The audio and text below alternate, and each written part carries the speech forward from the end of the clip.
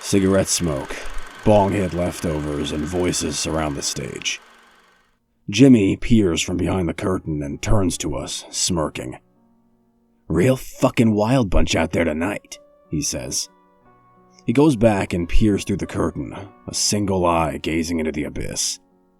And the abyss is too busy cursing, stomping, and getting high to stare back.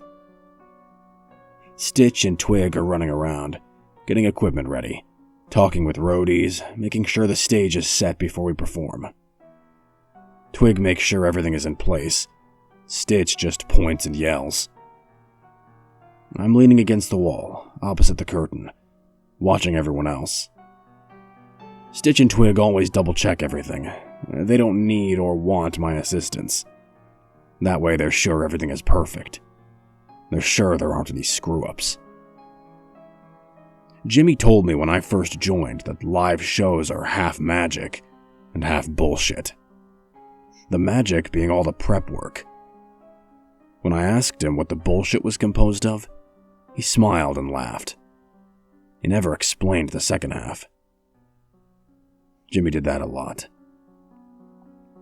Twig stands in the corner, talking with a roadie. Stitch, lit cigarette in hand, comes up and nods at Twig. He jabs a finger in the roadie's chest and points off stage.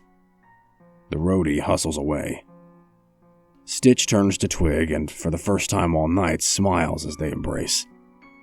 They hold the hug a long time, and then both turn, hand in hand, and walk towards Jimmy.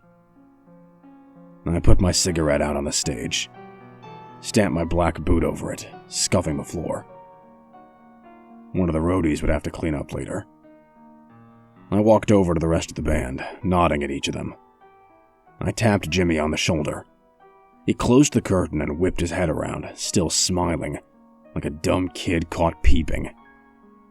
"Everything ready?" he asked. We all nodded. Jimmy, our overzealous ringmaster, clapped his hands together. He shouted at a roadie and told him to go announce us in 5. We walked towards our instruments. Twig and Stitch kissed each other for luck. Jimmy turned, pointing a finger at the both of them. "No faggoty shit, you hear me? This show has to be fucking perfect. I hear there's a label scout out there tonight. No faggotry. Got it?" Stitch snarled, muttering something. Twig put a hand on his shoulder, pulling Stitch back. "Yeah, Jimmy, we got it. No big deal." The crowd went from a roar to a murmur. The announcer was welcoming everyone, thanking them for coming. His words were dull and muffled behind the curtain. I grabbed my guitar, pulling my pick out of my pocket. Behind me I heard Stitch mutter "Jimmy" and "Nazi," but not loud enough to endanger his job. The curtain raised. Lights flashed from cell phones, lighters, and cameras. The house was packed. Jimmy marched forward, his boots clomping down hard. He was only 5 feet away from the front row. He gripped the mic, yanking it off the stand. The stand fell and Jimmy kicked it off stage. The crowd laughed, hollered, and pumped their fists. "Hi, everybody. I'm Jagged Jimmy J." The crowd roared. From the back, someone yelled, "We love you, Jimmy," but not "We love you guys." Always the first. Like that scrawny, laughing son of a bitch made the entire group. Jimmy pumped his fist in the air and, roaring into the mic, said, "I'm Jimmy, and I like to fuck dead girls." The crowd exploded into yelling, clapping, and cheering as we tore into our first song. Stitch played a step faster than we'd practiced. Twig stepped up his own pace to keep up, which made me go faster. It sounded like a loud, angry mess, just like Stitch. But Jimmy sang just as quick, bellowing chord after chord. He didn't play an instrument. Twig told me once Jimmy could play guitar and sounded fine. He just didn't. Stitch said it took away from his act. I believed him. If there was a talent scout out there, we'd already failed. The crowd broke into drunken fights, shouting and dancing. It was a colossal noise, pulsing and pressing within and out. Everyone tore their shirt off, everyone threw a punch, everyone's face became an indiscernible goulash. Except for one girl. She stood in the center, near the back. I couldn't make out her face or even what she was wearing. Her hair looked black, but could have been any shade. She stood so still, so stationary. She stared at the stage and didn't make a noise. Just watched the show. As I shred through our set, I watched her. I watched her through the next song, right up until Jimmy nudged me and whispered, "What the fuck, man? Make it lively, sell this shit," with a smile and a wink. I nodded and pointed to the girl. About 5 others around her squealed and held their hands to their chests. They thought I was pointing at them. They scrambled to get to the front of the stage. But that girl, the one I had pointed at, she stood still and watched. She kept watching me as I did her, right up until the others made their way to the front. They called my name, barely held back by the barricade and security. They screamed for me, for Jimmy, for Twig, or Stitch. I couldn't tell. Upon hearing others doing the same, they paused, looked around, and broke into a bare-knuckle, all-out catfight. The crowd gave them room and started snapping pictures. Jimmy's smile dropped for a second, and he raised up both his hands toward the ceiling. We had to pick it up, make it dirty. Dirtier than a bunch of high school kids fighting over the lead guitarist, pulling hair and clothes, making each other bleed. We obeyed. In a few moments, we'd won the crowd back. I looked out, but I didn't find the girl again. Fuck Dead Girls was pitched as a collaborative effort between the 4 of us. We told people we had found each other in the darkness, and all kinds of other crap. Everyone thought we were friends, close as brothers. But later that night, at some near-empty waterhole, things went as always. Stitch and Twig secluded themselves in a booth, one with big high backs so people couldn't see them. I sat at the bar, sipping beer and waiting for my cut of tonight's gig. Jimmy was nowhere to be seen. He never was after a gig, not for a few hours. Then he'd stagger in, red-eyed and keyed, and talk my ears off the rest of the night. That way he could have a shot at not paying me. But tonight he surprised me. He walked through the front door in a grand fashion, big steps so his boots made noise. They were these big, studded black things he never took off. He came clomping in, threw his arms up and shouted my name. Everyone in the bar turned, first to him, then to me. Then back to their beer, their cigarettes, and other slow suicides. Except for me. I kept drinking my Pabst and did my damnedest to smile for him. He strutted up to me, clapping a hand over my shoulder, like we were friends. Brothers. "Dude, did you see the cat fight? Wasn't that fucking sweet? Barkeep, I'll have what he's having. Fuck, make it 2. I've had a good night and I want to forget about it."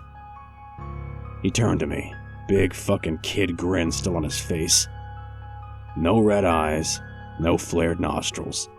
He was genuinely happy. My stomach sank. I put my beer down and said, "Guess the scout talked to you then.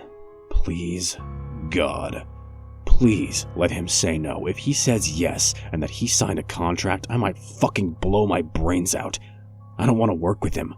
Please, Jesus, God, if you exist, let him say no." The beers arrived. Jimmy slapped a 20 on the table. He took a long pull off of one, grimacing as he swallowed. He looked at me, gathering his thoughts. "What scout?" he said. "Thank you. I swear I'll think about going to church at least once in the next month or so." "Never mind, Jimmy. Just never mind." We sat there a while. Jimmy pretending to enjoy beer, talking on and on. Me pretending to listen, staying quiet until he was drunk. When the beers were gone, he ordered 2 fingers of whiskey. He could never have just one. Always more, even when there wasn't any to be had. Of whiskey, of beer, of anything. Another $20 on the table. He wasn't taking change back. I set my bottle down, the only one I'd had, snapped my fingers in front of him, shutting him up for a moment. Am I getting paid or what, Jimmy? How's this gonna work? Jimmy turned, red-faced and warm. He reached inside his pocket, peeled off 5 bills and laid it on the table. $100. It didn't even dent the wad in his hand. But he smiled about it all the same, clapped me on the shoulder and said, "Damn fine plan you had out there tonight. Hiring you was a fucking great idea." I grabbed the bills off the bar, crumpled them into my pocket. I stood up, slipping away from his arm. I tried to look for Twig and Stitch so I could wave goodbye, but all I heard was Twig's laughter. As I was walking away, I heard Jimmy say, "A toast! A toast to the best fucking guitar player I know." Making Fuck Dead Girls work was half magic and half bullshit. But the truth was the bind between the two. It didn't matter how much we practiced so long as we sounded alright, which we did. The stage lights, occasional effects didn't matter to our brain-dead audience, nor the brotherly love and warmth everyone thought we had. The truth was, Jimmy had us by the balls. All of us. Twig, Stitch, and I were a bunch of no-names with mediocre talent. And if we quit, we'd return to that. Even if Jimmy paid us shit, even if he called Twig and Stitch faggots, we put up with it. Because he had us by the balls and we knew it. So we kept the magic going, at any cost. We did so under a thin veneer of bullshit and prayed that one day, the truth would break us loose. "Guys, I've got an idea. I think it's a good one, too." Jimmy said this as he rubbed his hands together, smiling. Every time we practiced, he said this, and every time we changed our whole routine to fit his great idea. Because we didn't have a choice, but because we never knew when the mythical talent scout might be watching. Sometimes, eating a lie was better than acknowledging the truth. It made touring with a fiend easier. Twig and Stitch sang nothing. Twig tuned his bass. Stitch texted Twig, despite both being only a yard away. I take a drag off my cigarette. "So what's this idea, Jimmy?" He claps his hands together, squealing. His eyes are red again, pupils wide, and as he turns his back to us, clasping his wrists behind him, he almost falls. His fingers twitch and spasm. "We call ourselves Fuck Dead Girls. Our songs are about some dark, putrid shit, and our fans are dumb enough to buy it. But not all of them." Jimmy starts to pace, first to the left, then right. He stops at his previous place and turns to us. Twig and Stitch finally look up from their phones. Jimmy smiles and says, "Do you know what Pitchfork said about our recent performance?" No one said a word. Twig coughed into his hand, looking away. Jimmy looked at him and pointed. "So you did then? You did read it?" Twig coughs again, clearing his throat. "I mean, it wasn't that bad of a review. They enjoyed it even," he said, eyes darting between Stitch and Jimmy. Poor Twig. "They said we were soft. Us! Can you fucking believe that? Because I sure as shit can't," said Jimmy, throwing his hands up. "No sir, I sure fucking can't believe it, because we're the best fucking pieces of filth walking the planet." Twig held up a hand and said, "Jimmy, they compared us to Gwar. I mean, that's kinda nice, right?" Jimmy glared at Twig until Twig looked away and sat down. "Gwar?" he said. "Fucking Gwar? Fuck Gwar, man. They're a bunch of washed-up geezers in costumes. Only difference between them and the bubblegum shit on the radio is their shows, and their shows are the only reason they're known." Jimmy holds a finger up, walking closer to us. Stitch gets up, curling his fingers around his drumsticks. "You know what I think about their shows?" says Jimmy, almost muttering. "I think they're shit. They're Saturday morning cartoon bullshit. They're not dark, and they're not funny, and I think it's about time someone does them one better. Stitch walks over, standing next to Twig. I remain still. Twig just sits there, reaching at last for Stitch's clenched fist, pulling it down. "Yeah?" says Stitch. "And just how the fuck do you propose we do that, Jimmy? We ain't got a huge budget. Fuck, we're already working for peanuts, and we ain't taking a cut from that." Jimmy smiles, clasping his twitching hands behind him again. His lips quiver over his big, stark white teeth. "Do you boys trust me?" For a moment, no one said anything. Stitch looked at Twig, then both looked at me. I sighed and said, "Sure we do. Like we've a fucking option not to." Jimmy leaped, clapping his hands. "Good! Great! Leave it to me then," he said, walking towards the door. As his hand reached for the knob, he turned to us and said, "What we're gonna do at this next show, it's gonna raise the fucking bar. Everyone is gonna be talking about it. Everyone!" He pumped his fist in the air, exiting the room. As the door clicked closed behind him, Stitch dropped his drumsticks, putting his head in his palms. "Well, fuck," he says. "Good practice, guys." The bind between us, Jimmy, me, Twig, and Stitch, was magic, bullshit, and truth. Often, though, it was just bullshit, peppered with sad facts. Whenever Jimmy asked us to trust him, or if we trusted him, we started preparing.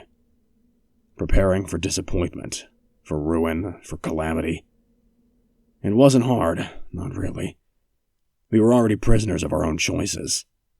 We had nothing else to do save play audience into Jimmy's magic, empty promises, lies, and chaotic deception. Jimmy's magic was strong. It had a hold on us and the people at our shows. But the three of us, we could see the sham. We saw what was behind Jimmy's curtain, the steps he used for his trick. No two attempts of the trick were ever the same. Because in reality, Jimmy was as shitty a magician as he was a musician. He only had one trick: shocking the audience. Every time he went on stage, he pushed the trick a little further. He peeled back the curtain a little more until the backstage was almost fully revealed. That's what Jimmy was really after, proving that his tricks and illusions weren't that, not at all. They were a seamless, terrifying part of reality.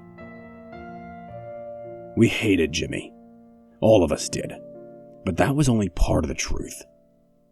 The whole story, beneath the magic and the bullshit, was he scared the hell out of us too. Not because of his binges or his actions, not because he'd caught the three of us in a bind, but because he really believed that he could push our music and the world into one. The first thing I noticed was the smell. Before I realized everything had been set up, before I saw there weren't any roadies, it hit me. It wafted its way through the door and out into the alley of the auditorium we were performing at. Once you were inside, it was everywhere. Even the shit-covered-in disinfectant smell of the bathroom was overpowered by it. It smelled like garbage, but not. More primal and visceral, but no more familiar. Stitch and Twig noticed it as well. They'd asked me if I knew what it was or where it was coming from, but I just shook my head. So for the hour before we were to perform, we searched the entire backstage. We climbed the catwalks, we checked the closets, the dressing rooms, everything. We couldn't find anything at all that smelled like it. Everything paled by comparison. We couldn't find Jimmy either. But 10 minutes before the curtain was supposed to rise, he found us. Jimmy was one for dramatics, but tonight's performance must have been special. He was decked out in a new costume. A cheap affair. A rubber apron, some elbow-length rubber gloves, and safety goggles. He was smiling, of course. As his boots clomped across the stage, the grin only got wider and wider. He put his hands on his hips and said, "Well, boys, do I look okay?" We all stood, staring at him, at the apron and gloves. I looked down at my battered jeans and shitty t-shirt, the only pair of jeans I owned and the only clean shirt I had. Stitch let out a chuckle and said, "Jimmy, this ain't fucking Halloween, man. And didn't you play Dexter last year?" Jimmy just looked at Stitch, face unmoving. He turned to me and asked, "So, how long we got?" I shrugged. 10-ish. We can delay 5 or so, why? Jimmy clasped his hands, rubber gloves squeaking. Good, he said. Go do that. Delay for 10 if you can. I want you boys to go out in front of the curtain. Don't want to spoil the surprise, not one bit. Jimmy? Twig said, eyebrows raised. What exactly are we supposed to do while we're out there? Jimmy just laughed. He pointed towards the curtain. 10 minutes, guys. I need 10 minutes. So 20 before we go on. Make it happen. Without another word, we left, Jimmy snickering and frittering around the stage as we walked around the curtain and faced the crowd. Our fans tonight were the usual. Punk rock adherents, the addled and the damned. They cursed, they spat, they threw beer and worse at us. But they were easy to entertain. They had cheered for us when we'd emerged, not as loud as if Jimmy had been with us. But we welcomed them to the show, and without pause, Twig busted into a loose bass solo. The bars were scattered across genres, but it kept the crowd quiet, calm.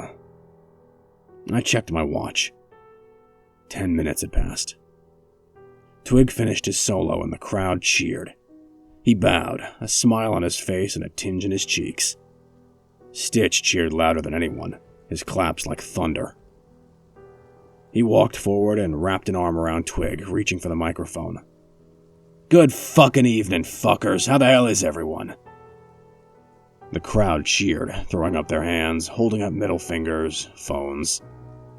Stitch smirked and said, Fucking awesome. Now listen. Jimmy had something planned for you tonight, and like the twisted bastard he is, he didn't tell us. Not even a single fucking detail. Can you believe that? And we're his fucking bandmates. Smoke started somewhere in the crowd and spread.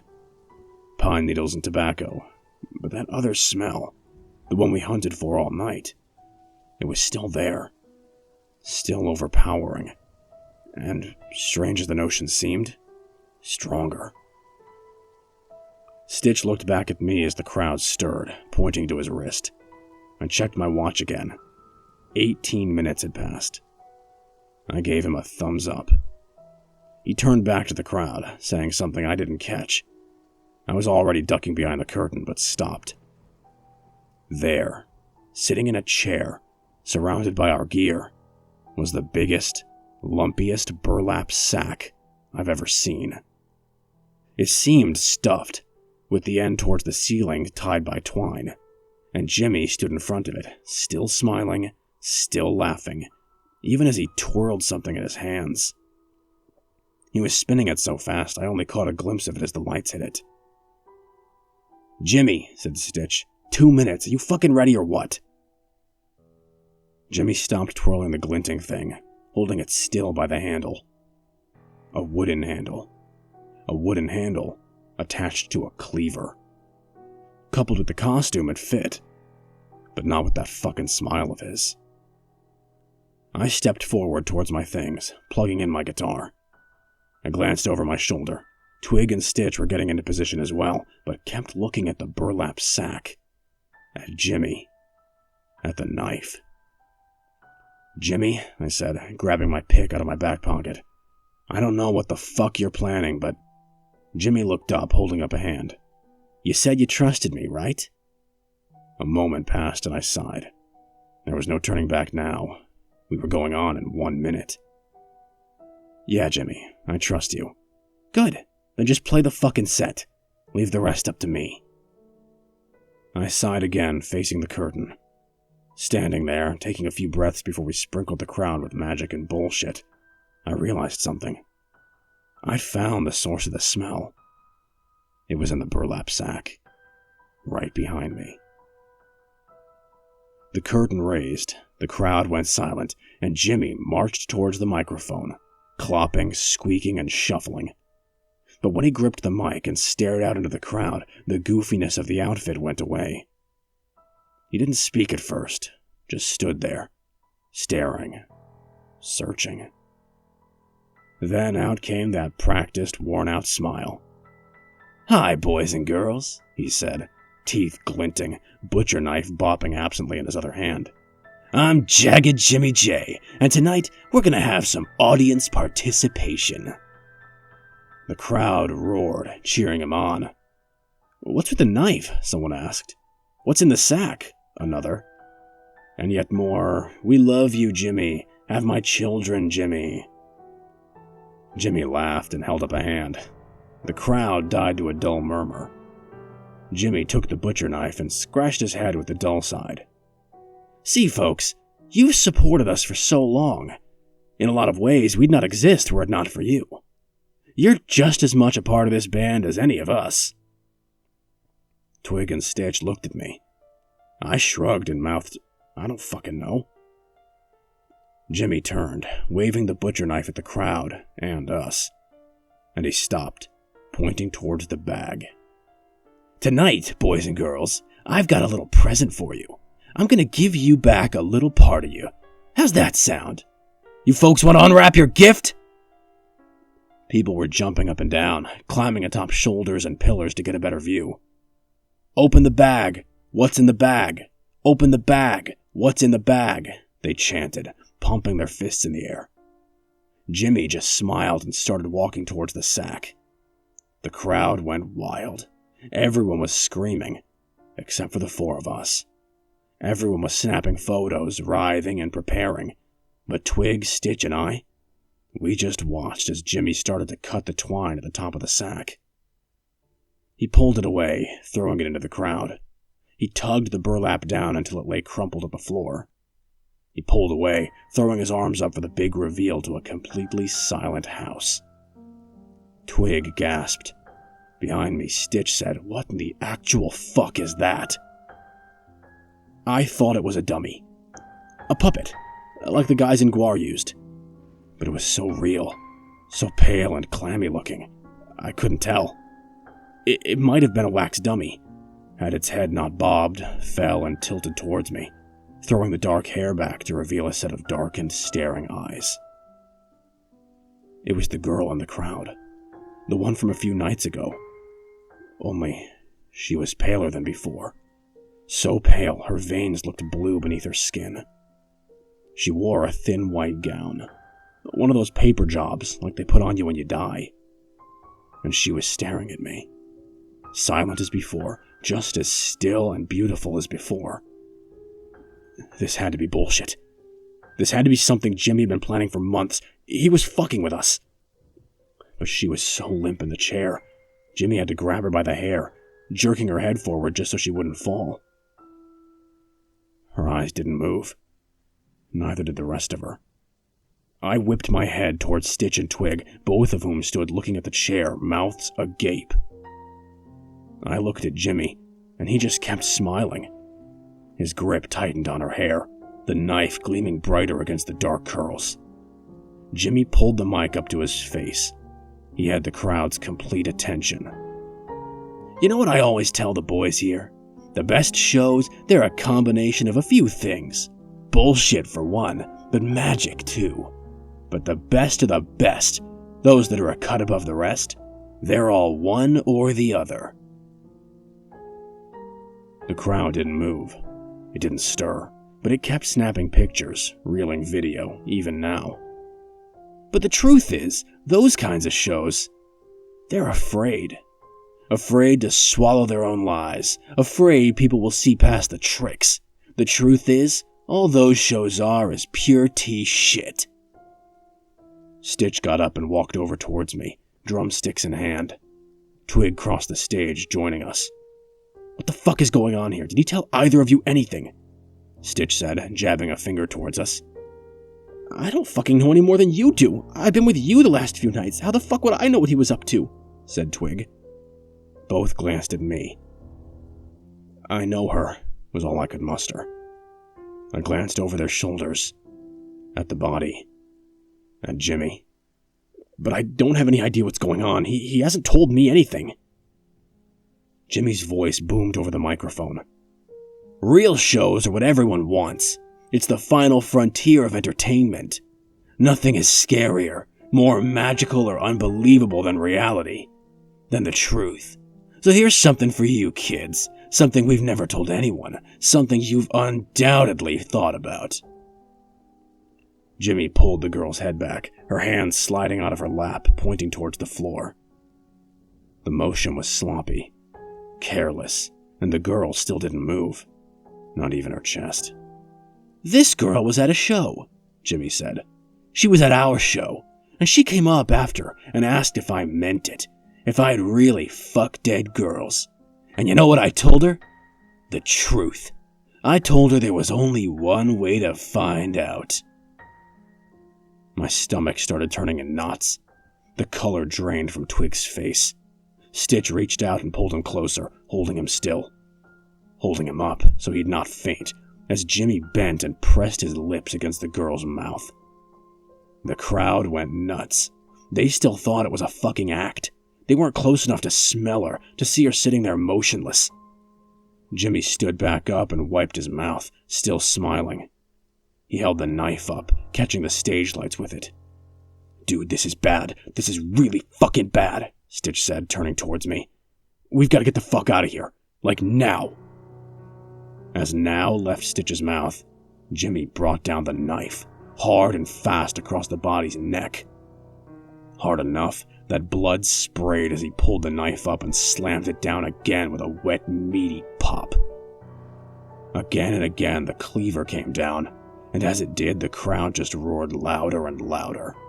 The first row was just a yard from the stage. Every swing pelted them with blood and gore. Jimmy just kept hacking and laughing, right up until he yanked the head loose and held it high. Twig doubled over and vomited. The crowd laughed. Stitch gathered him up in his arms and ran off behind the curtain to the backstage. It was the last time I'd ever see either of them again. Jimmy brought the head down and kissed it, blood dripping all over the stage. He slid his tongue across the lips and howled, laughing as he chucked the head into the crowd. A hole formed as people parted, and closed as the head landed and split open, brains spilling onto the cement. It was then someone finally screamed. The magic died. Jimmy's grand idea had broken the spell on the crowd, and people scrambled to get to exits. Jimmy tipped the chair over, spilling the body onto the stage. He bent and hiked up her hips, standing wide as he maneuvered it between his legs. "You sick fuck!" they screamed, but they didn't do any more than that. Jimmy just laughed and gripped his belt buckle, pulling it loose. "Oh, come on," he said into the mic. "You know you want to watch," he said, unzipping his pants and letting them drop to his ankles. He kicked them off and started to untie the butcher's apron. What happened next occurred in seconds, but they were seconds that would last me the rest of my life. Moments in hell that would come to haunt my waking days and form my nightmares. I was already crossing the stage before I realized my guitar was in my hand. And as I got behind Jimmy, watching him struggle to get his boxers off, I gripped my guitar by the neck. I pulled back and swung it against his head the hardest I could, knocking him over the corpse and off the stage, right into the front row. I didn't stick around to see what happened. I dropped my guitar and ran, past our gear and the curtain. I pressed my feet to the floor and didn't stop until I was outside, blocks away, puking my guts out in an alley. Her name was Mary Ann Belleton. She was 19 years old. She was in her high school's marching band. She could play the guitar, the flute, and piano. She sang as well, but it wasn't her passion. She wanted to be a rock star when she grew up. And that's what she told her mother, which is what her mother told the media when the story broke. At first, they tried to spin it as a club fire. People had apparently dropped multiple cigarettes, which caught the curtain on fire.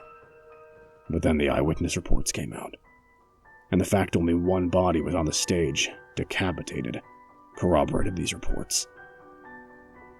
It was only a month before DNA evidence proved conclusively Mary Ann had been the girl on stage.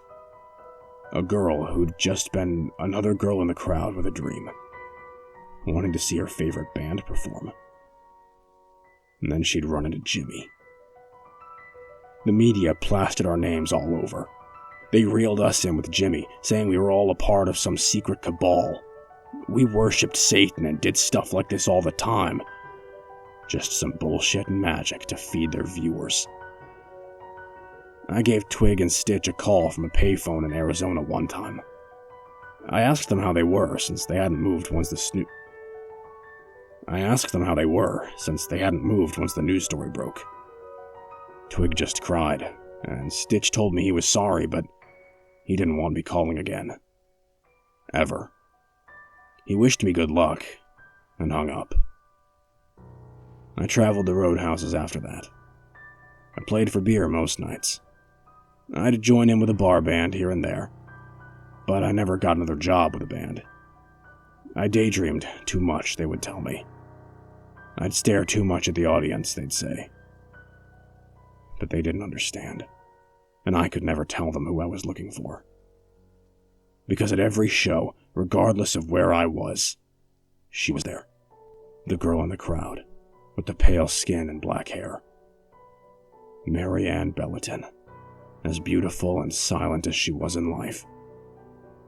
Only now, she smiled, because she knew the truth about me, about the show, and about Jimmy.